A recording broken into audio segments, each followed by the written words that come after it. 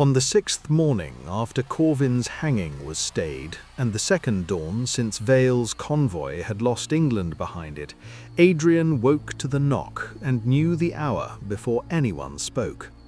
Vale had made a routine of him. That was one of the humiliations of the voyage. Not the greatest, not even the freshest, but steady enough to wear it a man. Before dawn, the physician came with the black pellet and the cup of water, and a guard went with him to make refusal ceremonial. There had never been a real choice in it. Vale had made that plain on the first day aboard. The poison already worked in both of them. The morning pellet did not place danger there. It kept danger from tightening. Miss one dose, and weakness began. Miss more, and weakness learned teeth. Refuse the voyage, and Corvin went back under sentence, while the Duke of Greymark was dragged into court for the stone throat forgery. Vale would lose nothing but time. So Corvin swallowed because the rope still waited behind him, and because Adrian had been dosed too. And Adrian swallowed because any refusal of his own would first be paid for in Corvin's body, and then in his father's ruin. He knew that not as theory, but as proof. On the first full day at sea, the physician had been delayed by a fouled ladder. Not long, less than an hour. By the time the dose came, Adrian's hands had begun a fine, involuntary tremor he could not master. Corvin, across the deck, under separate watch, had looked no better. Vale had seen both, and said only, "Useful, now you know the terms." So Adrian took the black pellet each dawn and let Vale call it order. "Enter," Adrian said.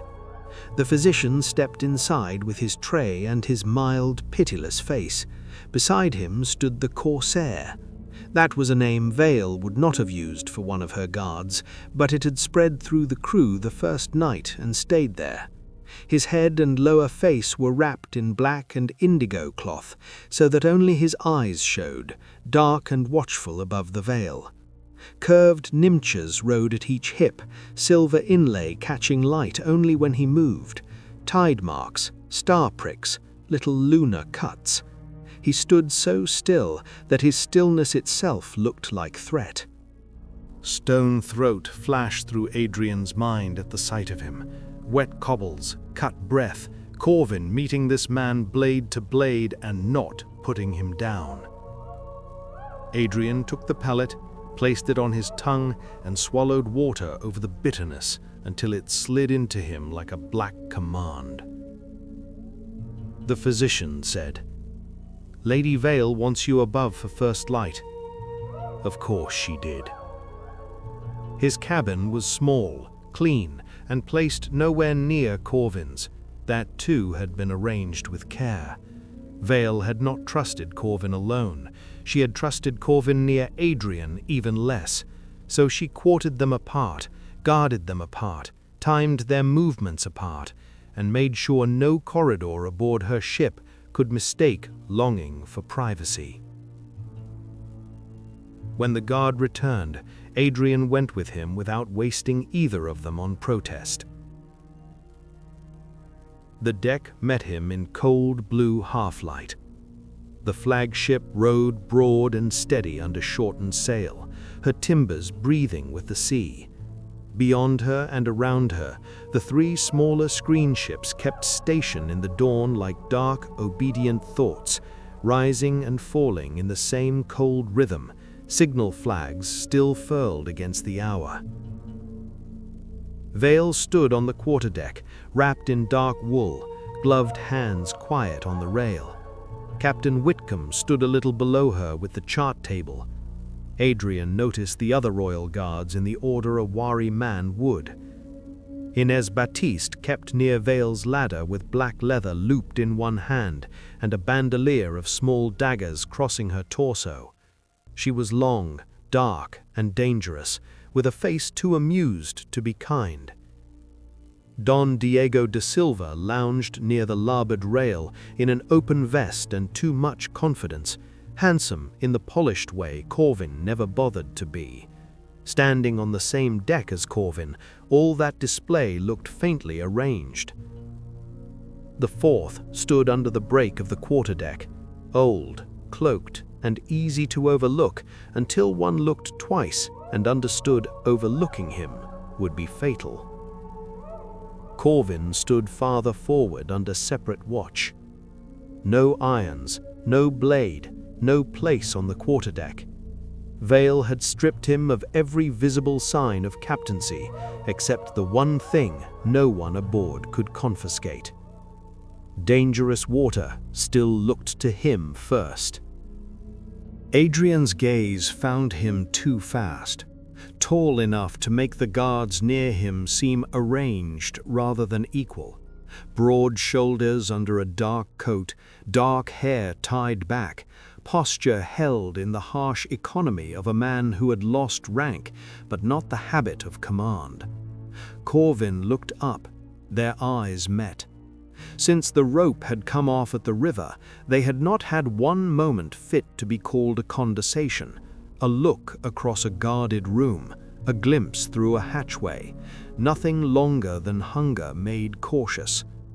Whitcomb crossed toward Adrian before either of them could make too much of the silence. "My lord," he said. His tone was flat, professional, free of mockery, and equally free of softness. "You will have one chance at it when the sun breaks. My lady prefers not to waste a dawn." That, at least, was honest. The Wisp had rules. Adrian had learned them quickly. It answered only once at sunup, when first light touched water the right way. It showed direction, not distance, bearing, not destination. No second asking, no correction if they lost the line. The thing had no mercy in it. Wonder, yes. Beauty, certainly. Mercy, none. Vale said, "Begin." A shallow brass basin had already been set on a cask at the rail. Adrian took the cipher from inside his coat and folded it to the eye and ring shape, and spoke the half-stanza aloud. The old line from the Harrow book moved through him like something remembered by the blood rather than the mind. "Watch the moon's eye, watch the water's ring. Show me the road stolen from the true by false mouths." The water gave a small, hard shiver. Then the white gold wisp rose humming. The first time it had appeared at the dock, Adrian had thought only miracle, white gold and living. This time, expecting it, he saw what wonder had hidden. The bright heart was wrapped in a thin skin of moving water, a clear globe no bigger than an apple, its surface moving like southern blue glass, trembling with tiny currents that caught dawn in quick glints. Droplets trailed from it and vanished before they fell. It flew on a single hard line into the morning. Then it was gone. No one spoke for a beat. The Cambridge professor let out his breath with audible irritation. A marvelous uselessness. "It is not useless," Adrian said. "No," the professor snapped. "It appears, hums, flees, and leaves us exactly where we were." Corvin's voice came from forward, calm and low.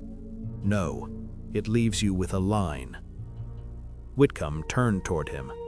"A line to what?" "A bearing," Corvin said. "Not a lantern, not something to run after. It gives the road once, then you keep it or lose it." Vale did not look at either scholar. "Captain Whitcomb." That was all. Whitcomb understood at once. He turned to the mate. "Mark the bearing." The mate took it from mast, sun, and horizon while the dawn still held the line clear enough to read. Men shifted at the braces, the screen ships answered by signal. Corvin said, "Do not chase where it vanished. Hold where it went." Whitcomb's gaze flicked to him, not yielding command, only acknowledging the shape of the thought. Then he gave the next order in his own voice. The convoy turned. The day that followed gave them no kindness. The wind was not storm-hard, but it came mean and persistent out of the west, setting a cross-chop under the hulls and making all motion feel slightly wrong. Buckets skidded when they shouldn't have skidded. Cups crept across tables. Sleep came in fragments and left tempers salted raw. The men grew quieter as England sank beyond reach, and all 4 ships stood farther into the sort of charts remembered poorly or with insult. The demonstration of Vale's elite came not in battle, but in one ugly breath of shipboard danger. A loaded line fouled during a hard roll. The block screamed overhead. A spar shifted. One deckhand slipped near the rail with half the wrong weight about to go over him. The corsair moved first, one nimsha flashing half clear to cut a trapped line before it took a man with it. In the same heartbeat, Inez's lash cracked out, coiled around the slipping sailor's wrist and hauled him bodily back from the rail. Diego drew, shot a jammed iron catch above the hatch and split it clean, so the spar dropped free instead of taking 3 more men with it. Then, because it was in his nature, he spun the pistol once before holstering it, as if applause was expected. No one applauded. The Cambridge professor flinched so badly he nearly knocked the lantern boy sprawling. A seaman caught the child by the jacket with a curse. The professor straightened, white-faced, and said nothing worth hearing. The antiquary looked at him as if seeing him clearly for the first time and liking the result very little. Even the myth professor, who had spent most of the day prickling at everyone in reach, made a small, disgusted sound and turned away. By late afternoon it became worse. One of the men aloft came down badly from the mizzen shrouds and struck the deck hard enough to lose his breath and the proper use of one ankle. The ship rolled, a heavier swell hit. The Cambridge professor, seeing only himself, shoved forward to steady his own footing and used the injured sailor's shoulder for leverage. The man cried out. "Watch yourself!" another sailor barked. The professor did not even look back. He only seized the hatch combing and held there, breathing too fast, then said, with all the offended outrage of a man injured by other people's weakness, "If you insist on littering the deck with broken bodies, at least warn a gentleman." For a moment, no one answered. Then Adrian saw the face of the sailor still holding the wounded man. It was not simple anger there. It was something quieter and more lasting, a judgment settled and kept. Supper that night was taken in the great cabin. The room smelled of lamp oil, wet wool, citrus peel, and the rich, dark gravy of a cook trying to persuade 4 ships' worth of nerves that they still belonged to civilized men. Vale sat at the head of the table, Whitcomb at one side, Adrian at the other. Corvin had been permitted a seat farther down under watch because Vale preferred him visible. The scholars filled the remaining places. Diego, by contrast, occupied his chair as if the cabin had been built to frame him. "You're all being criminally solemn," he said, after the second cup had gone round. "So allow me, Don Diego de Silva." Whitcomb did not even look up. "Eat." "Captain, I do both." He ignored that advice at once. His attention moved where it pleased him, and stayed longest where it might be least welcome, which is how it found Adrian. "You disapprove of me," Diego said, lifting his cup. "I barely know you. Then your instincts are excellent." That won a low sound from Inez. Vale, who had indulged the performance with the patience of a woman temporarily tolerating weather, said, "You have introduced yourself. Spare us the campaign." "But the campaign is the best part, my lady." Before anyone could forbid it, he rose, plucked a grape from the fruit dish, and set it atop the carved post of the nearest chair. "Sit down," Whitcomb said. "Captain, if I sit down now, the room will lose faith." He drew one pistol, smooth as a conjuring trick, and turned toward Adrian. "You have the look of a man who expects disappointment. Watch closely." The shot cracked through the lantern-lit cabin. The grape burst. The chair did not so much as tip. For one startled beat, no one moved. Then the Cambridge professor jerked so hard in fright he sloshed wine onto his own sleeve. Inez laughed aloud. Whitcomb's expression did not alter by so much as a grain. Diego bowed from the waist with the pistol still in hand. "Don Diego de Silva," he said, again directly to Adrian, "at your service." Corvin down the table said dryly, "God help him." Adrian looked at Diego over the grape skin running down the chair back and said, "Now I know what you can do to fruit." Even Corvin smiled at that once into his cup. Vale set her own cup down, not loudly. The room still changed around the sound. "I did not bring 4 ships into dead water to dine with performers. Eat, sleep. At dawn you may all resume disappointing me usefully." No one mistook that for wit. The ship settled into a windless hush after midnight. That was what made it wrong. The sails no longer cracked or strained. The sea barely breathed against the hull. Even the ropes seemed reluctant to whisper. The whole ship felt as if it had paused to listen to something far off and underwater. Adrian waited until the corridor noises thinned. Then he rose, pulled on coat and boots, and slipped from his cabin. The stern water closet was little more than a cramped timber compartment with a bench and a slit to the sea below, tucked where the stern sloped out over the dark water. Corvin was already there. For one stunned breath, Adrian only stared. Corvin leaned one shoulder against the wall, too large for the little compartment. One hand braced near the slit where moonlit water flashed below. The compartment had been built for ordinary men. Corvin made it look like a trap someone had tried to fit around him and failed. "I had a guard outside my door," Adrian said. "I had 2. That should have amused Adrian. Instead, it only sharpened the fact that Vale had been right to fear them together. The little space seemed suddenly too small for all the things waiting inside it.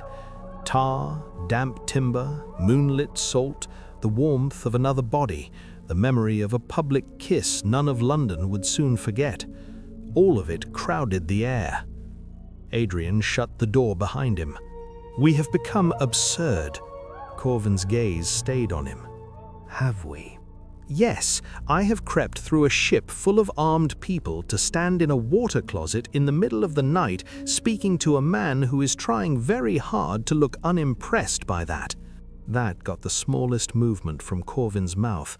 Not quite a smile, enough to make Adrian's pulse behave stupidly. "You are absurd," Corvin said, "and you came here first." I said nothing about my own innocence. That was better. Better than the careful silence between them. Better than all the glances Vale had rationed out like scraps. Adrian stepped nearer, then stopped, because if he came too close too quickly, he might ruin the thing he had risked too much to reach. "There is one thing I won't have between us," he said. Corvin's brow moved slightly. "Only one." I nearly laughed. "At present, yes." Moonlight flashed through the slit again, silver on black water, then left them dim once more. "The thing wore my face," Adrian said. Corvin did not pretend not to understand. "That was not me, and if I am to stand in a water closet in the middle of the night risking Vale's temper, I would prefer not to feel you are looking at a ghost when you look at me." A brief, dangerous smile touched Corvin's mouth. "You aren't," he said. Adrian held his eyes. "Good." Corvin's voice dropped lower. "I never mistook you for it." Adrian's breath caught despite himself. "No." "No." Corvin's hand tightened once against the wall beside him. "I touched a thief wearing your face, that's all." The ugly knot under Adrian's ribs loosened so suddenly it almost hurt. "Well," he said, because he could not bear to let the moment go soft, "that is the most romantic thing anyone has ever said to me." This time Corvin did smile, briefly and against his better judgment. Then Corvin said, "At the ring, a boy tried to save a man." "A 20-year-old man," Adrian said sharply. Corvin's mouth shifted. "Did he?" Adrian: "Yes, and he is tired of being called a boy because you are built like a siege engine." "I can see that." "I am serious." "So am I."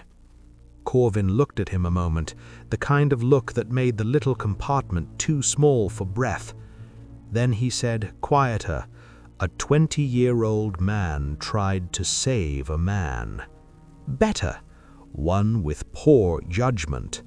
Adrian lifted his chin. "My judgment is beyond rescue."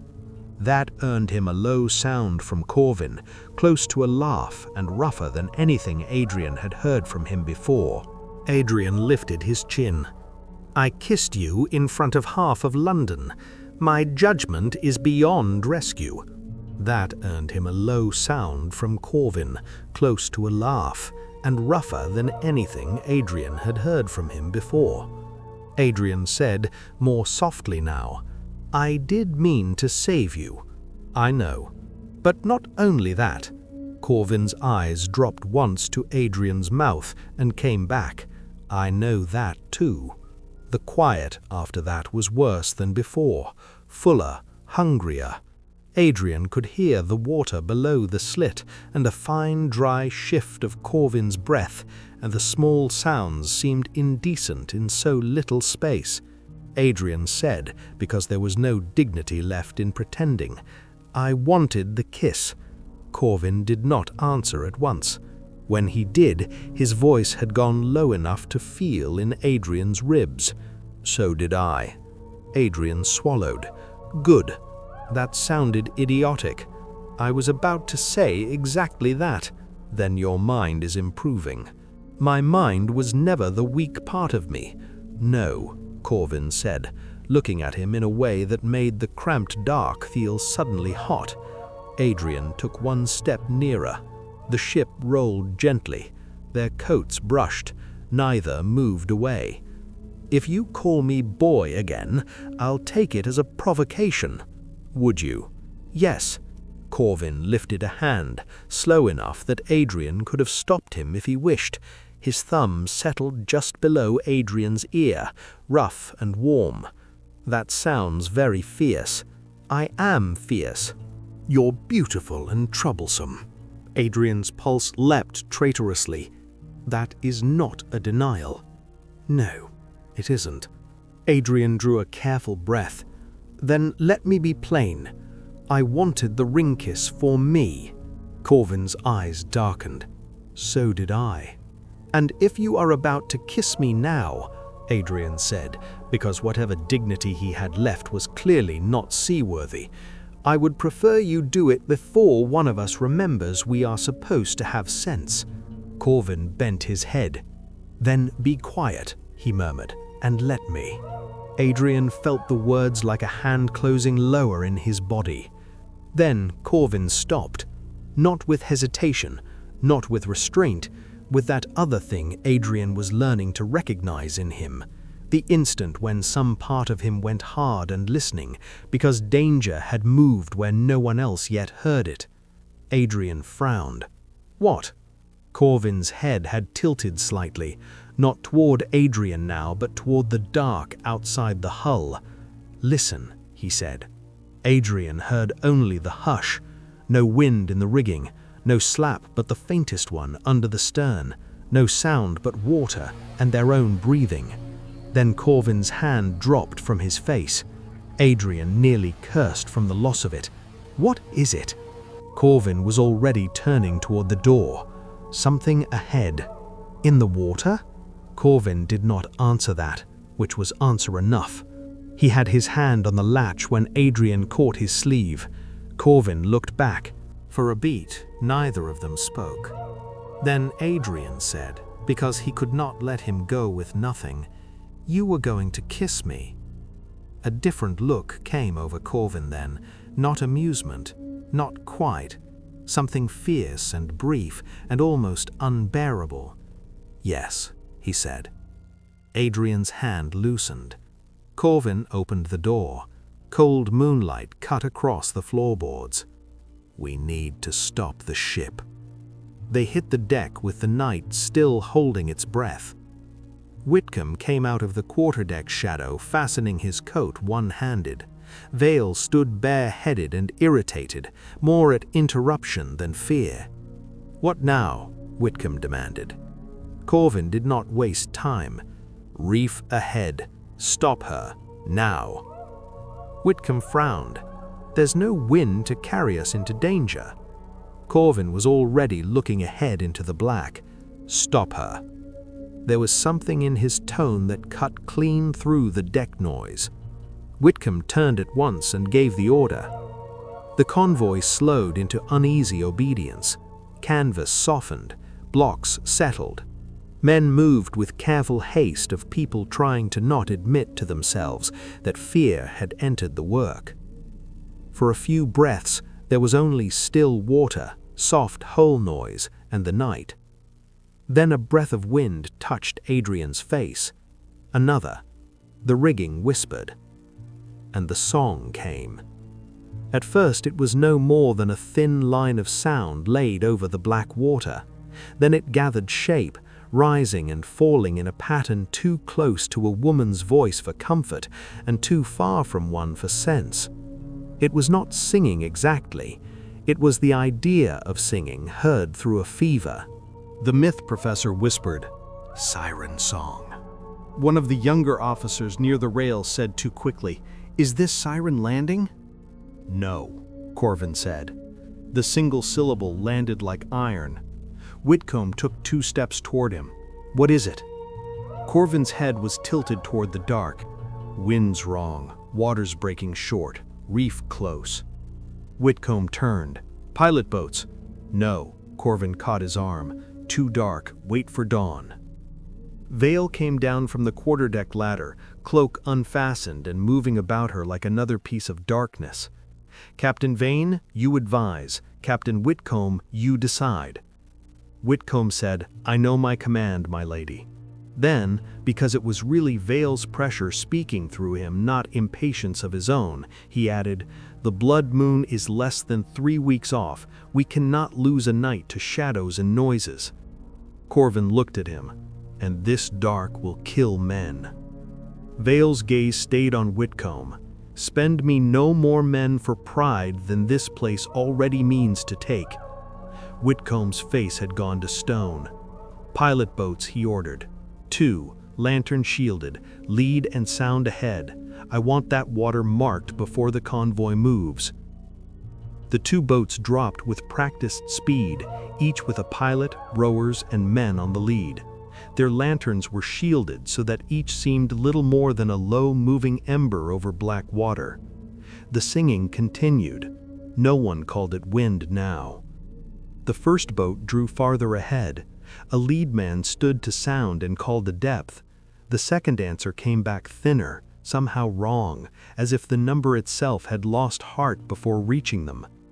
Adrian saw Whitcomb hear that wrongness even before the man moved. It showed only in the set of his shoulders. Then the wind shifted by a hair. The song broke open. What Adrian had taken for a woman's voice thinned, deepened, and twisted into the howl of air forced through stone cuts and hollow pillars. The sound was monstrous now, not because it had changed into something louder, but because it revealed what it had been from the start. The dead water shivered. Wind rose where a moment before there had been none, and the black surface turned choppy all at once. Too late. A cry came from the starboard boat. The first heavy wave took it broadside and drove it down onto the hidden teeth. Moonlight struck white water where none had been a breath before. The boat rose sideways on a rank of black spikes just under the surface, split once like a crack of a musket stock breaking, and spilled men and lantern light into the churn. "Recover them!" Whitcomb shouted. The flagship's deck erupted into motion. Lines flew, orders crossed. Another wave drove broken timber back against the hidden teeth. The sound of it was sickening, wood and stone grinding like bone in a jaw. Inez's whip snapped out again, catching a sliding spar before it could break a rower's knees as the rescue boat came alongside. Diego, for once stripped of theater, went to work with pistol tucked away and both hands on the hauling line. Even the old cloaked guard moved, soundless and exact, taking weight where other men lost it. The second boat managed to drag survivors clear, but not gracefully. One man came aboard with his leg flayed open from knee to calf where the reef had taken him. Another had to be hauled half-conscious by the armpits because one hand had closed on a floating oar and forgotten how to let go. A third came in spitting blood and seawater together, his face cut with a spray of splinters so fine he looked sanded raw. The Cambridge professor did not help. He shouted instead, louder each time the wounded were dragged nearer. "Cut them loose if they foul the line! Cut it, man, before they drag us all under!" Several sailors looked at him with open hatred. The myth professor said, "You foul little coward." The professor's face was white and wet with fear. "Would you rather drown for charity?" Vale turned her head. The corsair did not move much. He only shifted one step toward the scholar. That was enough. The professor stopped speaking. Vale said, "Speak over my deck again, and I will have your mouth tied shut with your own notes." No one doubted she meant it. After that, the work finished in grim quiet. Whitcomb stood above the injured, breathing hard but otherwise carved from oak. He looked once toward the dark ahead, then to Corvin. "Mr. Vane, I spent one boat on the chart. I will not spend another before daylight." Corvin gave him a small nod. Morning found the reef. What darkness had hidden now stood revealed in black broken architecture.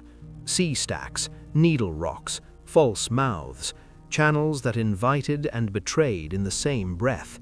Water moved through them with too much ease in some places and too much violence in others.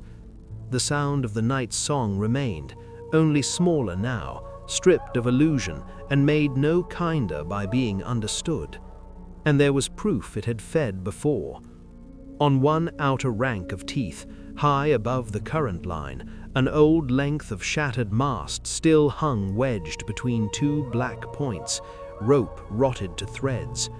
Just below it, caught in weed and salt whitened by seasons, a human skull stared out over the passage with one side broken away. No one said anything at first. Then Adrian saw the understanding move over them in pieces, man by man, as their eyes went from the skull to the channel they would have entered if Corvin had let Whitcomb keep on through the dark. The reaction was not loud, it was worse. It was the silence men keep when they realized how near death had come without announcing itself. Under daylight, the false Siren Song lost none of its insult.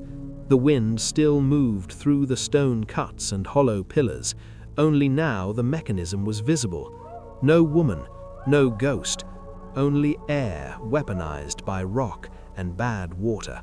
Whitcomb stood to the work with the chart closed. That mattered.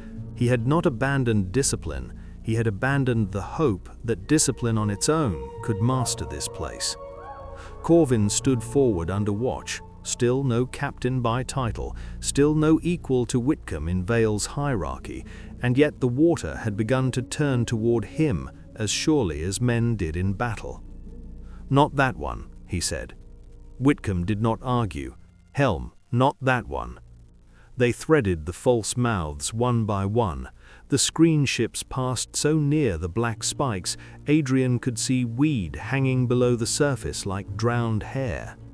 Once the lead shifted wrong, and Corvin said, "Backwater," with such cold certainty that Whitcomb repeated it before the mate had fully drawn breath. A hidden shoulder of rock showed itself a heartbeat later, white water boiling where the ship would have struck.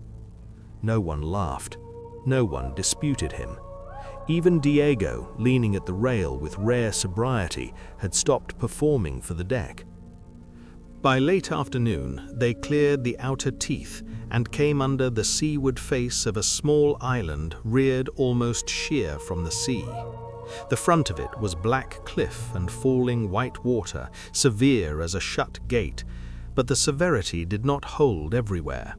Where the rock shouldered away on either side, Adrian caught flashes of another face of it hidden behind the first.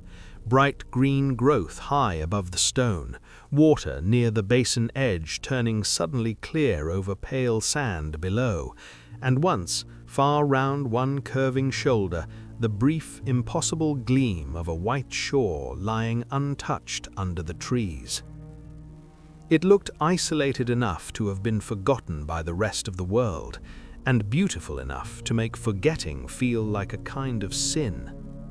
The 4 ships entered one by one and dropped anchor. Up close, the beauty only grew stranger. No birds crossed the cliff face. Voices did not come back from it properly. They went up into the black wall and returned thinner, as though some part of the sound had been taken and kept. The waterfall came down in a long white drop that should have softened the place, and instead made it seem more withheld. For the first time since morning, the convoy was still, and that stillness felt wrong. At the quarterdeck rail, Vale and Whitcomb studied the basin, the falls, the stone, and the higher ground beyond with the attention of people already measuring what could be searched before night closed over it. No one said aloud that this was the place of the feather, but the thought moved among them plainly enough. What else had the Wisp brought them to, if not the island itself? Corvin stood apart under watch again. Always apart. Still, the sight of him standing there under guard with the island ahead and no private word between them since the night before made something in Adrian tighten unpleasantly. Diego strolled near enough then to be a nuisance. "Well," he said, glancing from Adrian to the black cliff and back again, "if this is disappointment, at least it is expensive disappointment." Adrian did not look at him. "I thought wit might improve with sea air." Diego grinned. Cruel. Ines, passing behind him with her coil loose at her side, said, "No, merely accurate." Farther off, the corsair remained near Vale, silent as iron. The cloaked old man stood under the break of the quarterdeck with the same impossible stillness as before, watching the basin water as if waiting for it to say something. It did not. That was worse. There was no sign of nest or feather from the anchorage, no visible track upward, no mark upon the cliff, nothing that declared itself legendary except the unease of the place and the certainty that the Wisp had not brought them there by mistake. They had found the island. By morning, they would have to decide what, if anything, it was hiding.